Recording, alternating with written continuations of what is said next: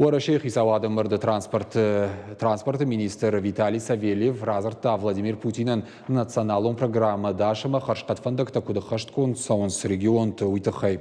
Я нахаштам гашкадуа минудыша мажы сагати гриштоны фандаку инфраструктура елбахарску той дунырта миллиардыма фоншада милуан шома усы раштагма шноко той фандакта аппатрайонтыдар. Шарышту юваршты сауак фандактадар жағам аллагирма, рыдома, сыкола, ама уршдонма.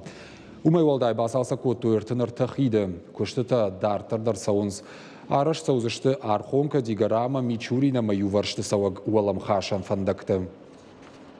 В этом году должно быть завершено строительство еще одного важного обхода на главной региональной дороге нашей республики, дорога Владикавказ-Ардон-Чекала-Лискен, где строится обход селения Мичурино. Это будет участок первой категории. То есть дороги, конечно же, за годы реализации нацпроекта «Безопасные и качественные дороги» преобразились.